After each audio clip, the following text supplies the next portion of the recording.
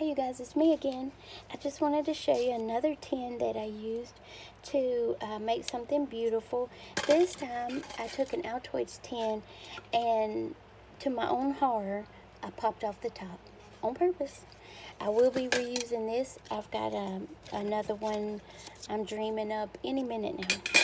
So this one I used a couple scenes from the American West. If you recognize that girl, it's the same background that comes with the page. I shrunk it down to wallet size and I printed out two. One, I cut her out of cardstock. This one in the back is just regular paper.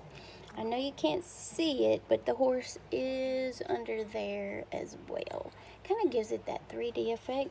Plus, this I took and put clear embossing ink and then clear embossing powder, heated it up. I did that 3 times. I do that a lot with my artist trading cards, the 3 times, because you can see the dimples it makes. Then I take a little bit of my treasure gold and I rub over the image that I've embossed. You can barely see the gold flakes.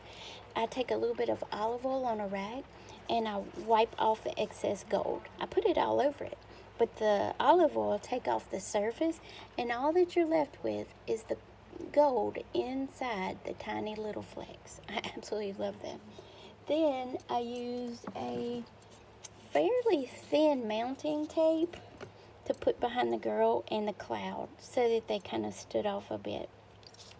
I used my watercolor pen to take a little bit of ink off of my cutting board here and add in just some little details. There's a little bit of cheesecloth in there. Here's some cheesecloth and a piece of jute that I've frayed with a button. This has a neat, you can't really see it because I've glued over it, but it's just some little fixture. I don't know what you call that thing. I don't think I have another one to show you, but it was like a little handle, and then this part is a little piece of metal with a circle in it, a hole. So I put a brad through to connect it and glued it down, and then I added some charms to the bottom. Right here I punched a hole through there so I could have a little handle tie there, but then later decided to use a clip. So I just frayed that, give it a little texture on top. Around the inside is some homemade washi tape that I used by just printing out an image, and then I put it on sticker paper. Peeled that off, distressed it. Then there's jute on the inside of the tin. Now, I love this. I think it's very sweet. I have 6 daughters. I'm all the time doing little projects with girls and, their adventures and such. So I continue the theme, but as much as I love stories of the American West, my heart is in Native country. I've served as a nurse with Native populations and have so many Native friends. So on the back, we have a Native princess right there. This is 7 pieces of paper from the American West series still in Graphics Fairy, and I cut out different images. I cut out like 2 of each and then cut them up. Like this and this and this go together, but I printed 2 and cut them, and this go together, but they're cut apart.